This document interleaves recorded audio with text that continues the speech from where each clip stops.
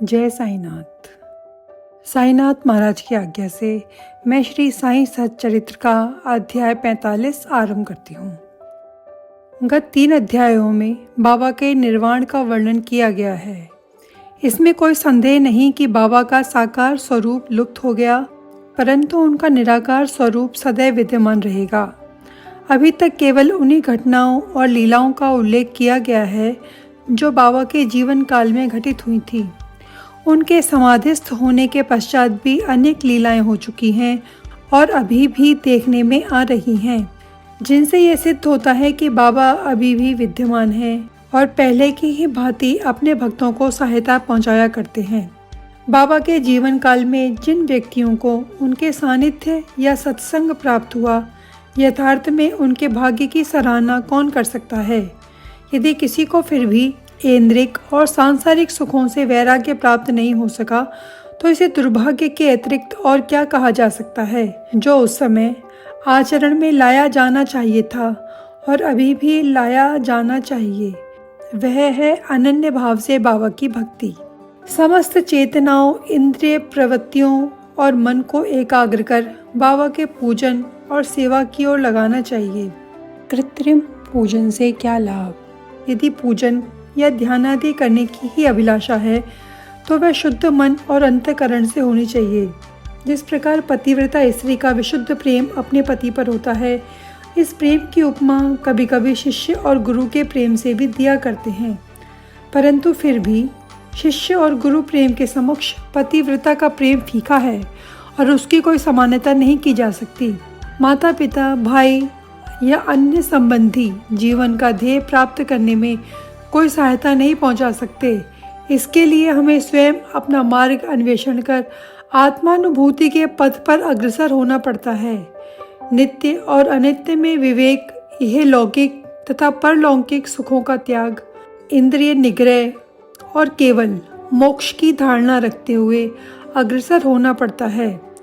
दूसरों पर निर्भर रहने के बदले हमें आत्मविश्वास बढ़ाना उचित है। जब हम इस प्रकार विवेक बुद्धि से कार्य करने का अभ्यास करेंगे तो हमें अनुभव होगा कि ये संसार नाशवान और मिथ्या है। इस प्रकार की धारणा से सांसारिक पदार्थों में हमारी आसक्ति उत्तरोत्तर घटती जाएगी और अंत में हमें उनसे वैराग्य उत्पन्न हो जाएगा। तब कहीं आगे चलकर यह रहस्य प्रकट होगा कि ब्रह्म हमारे गुरु के अतिरिक्त दूसरा कोई नहीं, वरन यथार्थ में वे ही सद्वस्तु हैं। और ये रहस्योद्घाटन होता है, ये दृश्यमान जगत उनका ही प्रतिबिंब है। इस प्रकार हम सभी प्राणियों में उनके ही रूप का दर्शन कर उनका पूजन करना प्रारंभ कर देते हैं और यही समत्व भाव दृश्यमान जगत से विरक्ति प्राप्त कराने वाला मूल मंत्र है। इस प्रकार जब हम ब्रह्म या गुरु की अनन्य भाव से भक्ति करेंगे तो हमें उनसे अभिन्नता की प्राप्ति होगी और आत्मानुभूति की प्राप्ति सहज हो जाएगी। संक्षेप में यह भी सदैव गुरु का कीर्तन और उनका ध्यान करना ही हमें सर्वभूतों में भगवत दर्शन करने की योग्यता प्रदान करता है और इसी से परमानंद की प्राप्ति होती है। निम्नलिखित कथा इस तथ्य का प्रमाण है। ये तो सर्वविदित है कि बाबा ने काका दीक्षित को ही श्री एकनाथ महाराज के 2 ग्रंथ श्रीमद् भागवत और भावार्थ रामायण का नित्य पठन करने की आज्ञा दी।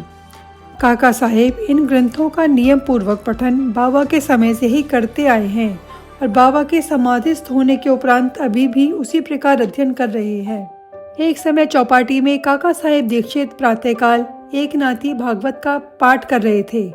माधवराव देशपांडे और काका महाजनी भी उस समय वहां उपस्थित थे तथा ये दोनों ध्यान पूर्वक पाठ श्रवण कर रहे थे।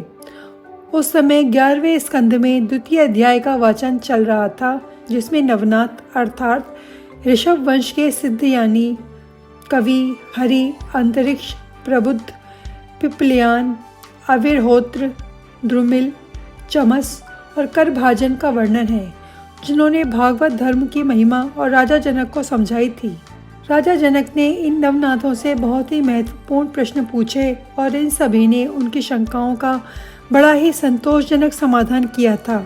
अर्थात कवि ने भागवत धर्म, हरि ने भक्ति की विशेषताएं, अंतरिक्ष ने माया क्या है, प्रबुद्ध ने माया से मुक्त होने की विधि, पिपलियान ने परम ब्रह्म के स्वरूप, अविरहोत्र ने कर्म के स्वरूप, द्रुमिल ने परमात्मा के अवतार और उसके कार्य, चमस ने नास्तिक की मृत्यु के पश्चात की गति एवं करभाजन ने कलिकाल में भक्ति की पद्धतियों का यथाविधि वर्णन किया।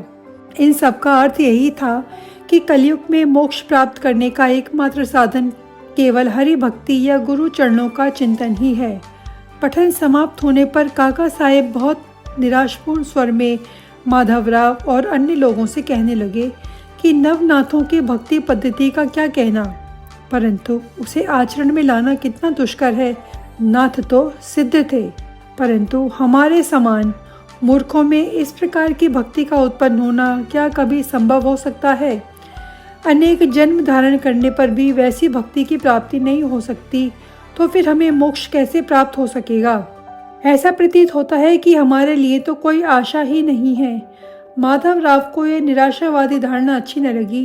वे कहने लगे कि हमारा अहोभाग्य है, जिसके फलस्वरूप ही हमें साईं के समान अमूल्य हीरा हाथ लग गया है।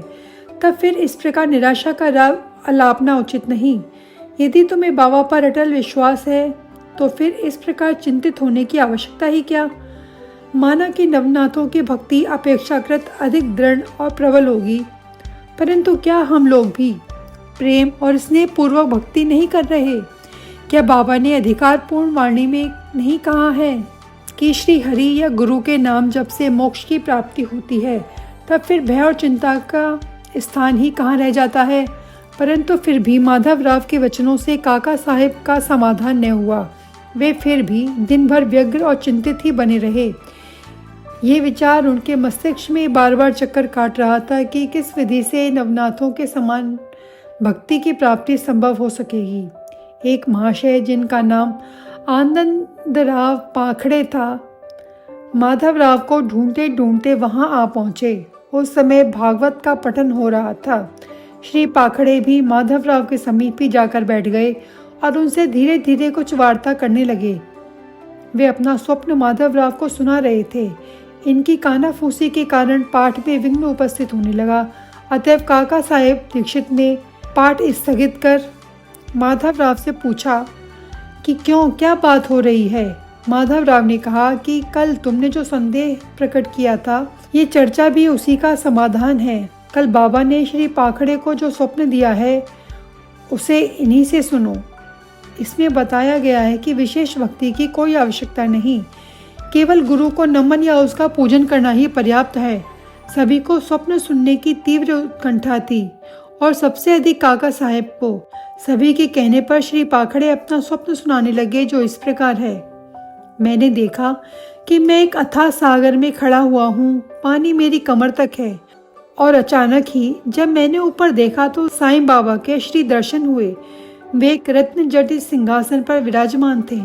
उनके श्री चरण जल के भीतर थे। ये सुंदर दृश्य और बाबा का मनोहर स्वरूप देखकर मेरा चित्त बड़ा प्रसन्न हुआ। इस स्वप्न को भला कौन स्वप्न कह सकेगा?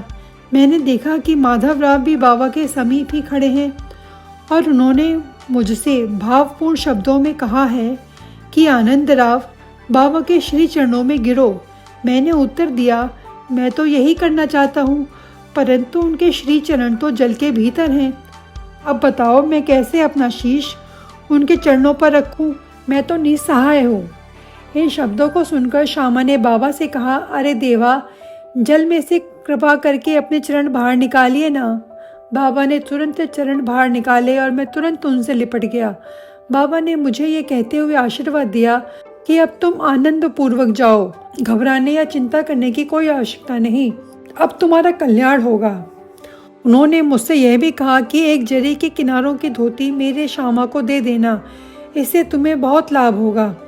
बाबा की आज्ञा को पूर्ण करने के लिए श्री पाखड़े धोती लाए और काका साहेब से प्रार्थना की कि कृपा करके इसे माधवराव को दे दीजिए, परंतु माधवराव ने उसे लेना स्वीकार नहीं किया। उन्होंने कहा कि जब बाबा ने मुझे कोई आदेश या अनुमति प्राप्त नहीं होती, ऐसा करने में मैं असमर्थ हूँ। कुछ तर्क वितर्क के पश्चात काका ने दैवी आदेश सूचक पर्चियाँ निकालकर इस बात का निर्णय करने का विचार किया। काका साहेब का यह नियम था कि जब कोई संदेह हो जाता तो वे कागज में से 2 पर्चियों पर स्वीकार और अस्वीकार लिखकर उसमें से एक पर्ची निकालते और उस पर जो भी उत्तर प्राप्त होता उसके अनुसार ही कार्य किया जाता। इसका भी निपटारा करने के लिए उन्होंने उपयुक्त विधि के अनुसार ही 2 पर्चियां लिखकर बाबा के चित्र के समक्ष रखकर एक अबोध बालक को उसमें से एक पर्ची उठाने को कहा।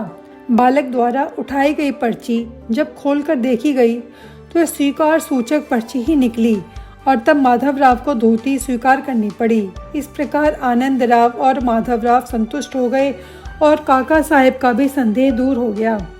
इससे हमें शिक्षा मिलती है कि हमें अन्य संतों के वचनों का उचित आदर करना चाहिए, परंतु साथ ही साथ ये भी परम आवश्यक है कि हमें अपनी माँ अर्थात गुरु पर पूर्ण विश्वास रखकर उसके आदेशों का अक्षर से पालन करना चाहिए, क्योंकि अन्य लोगों की अपेक्षा हमारे कल्याण की उन्हें अधिक चिंता है। बाबा के निम्नलिखित वचनों को हृदय पटल पर अंकित कर लो। इस विश्व में असंख्य संत हैं, परंतु अपना पिता अर्थात गुरु ही सच्चा पिता अर्थात सच्चा गुरु है। दूसरे चाहे कितने ही मधुर वचन क्यों न कहते हों, परंतु अपना गुरु उपदेश कभी नहीं भूलना चाहिए। संक्षेप में सार यही है कि शुद्ध हृदय से अपने गुरु से प्रेम कर उनकी शरण में जाओ और उन्हें श्रद्धापूर्वक साष्टांग नमस्कार करो। तभी तुम देखोगे कि तुम्हारे सम्मुख भवसागर का अस्तित्व वैसे ही है जैसा सूर्य के समक्ष अंधेरे का। बाबा अपने जीवन के पूर्वार्ध में एक लकड़ी के तख्ते पर शयन किया करते थे। वह तख्ता 4 हाथ लंबा और 1 बित्ता चौड़ा था। उसके चारों कोनों पर 4 मिट्टी के जलते दीपक रखे जाया करते थे। बाद में बाबा ने उसके टुकड़े टुकड़े कर डाले। एक समय बाबा उस पटिये की महत्ता का वर्णन काका साहेब को सुना रहे थे, जिसको सुनकर काका साहेब ने बाबा से कहा, यदि अभी भी आपको उससे विशेष स्नेह है तो मैं मस्जिद में एक दूसरी पटिया लटकाए देता हूँ, आप सुखपूर्वक उस पर शयन किया करें। तब बाबा कहने लगे, अब महलसापति को नीचे छोड़कर मैं ऊपर नहीं सोना चाहता। काका साहेब ने कहा, यदि आज्ञा दे तो मैं एक और तख्ता महलसापति के लिए भी टांग दूंगा। बाबा बोले, वे इस पर कैसे सो सकते हैं? क्या कोई सहज कार्य है? जो उस गुण से संपन्न हो वही ऐसा कार्य कर सकता है। जो खुले नेत्र रखकर निद्रा ले सके वही इसके योग्य है। जब मैं शयन करता हूँ तो बहुधा महलसापति को अपने बाजू में बिठाकर उनसे कहता हूँ, मेरे हृदय पर अपना हाथ रखकर देखते रहो कि कहीं मेरे भगवत जाप बंद न हो जाएं। यदि मुझे थोड़ा सा भी निद्रित देखो तो तुरंत जागृत कर दो, परंतु उससे तो यह भी नहीं हो सकता। वह तो स्वयं ही झपकी लेने लगता है और निद्रा मग्न होकर अपना सिर डुलाने लगता है, और जब मुझे भक्त का हाथ भारी प्रतीत सा होने लगता है तब मैं जोर से पुकार उठता हूँ, ओ भगत। तब वह कहीं घबराकर नेत्र खोलता है। जो पृथ्वी पर ही अच्छी तरह बैठ और सो नहीं सकता तथा जिसका आसन सिद्ध नहीं है और जो निद्रा का दास है, वह क्या तख्ते पर सो सकेगा? अन्य अनेक अवसरों पर वे भक्तों को स्नेहवश ऐसा कहा करते थे कि अपना अपने साथ और उसका उसके साथ। अध्याय समाप्त। साईनाथ महाराज की जय।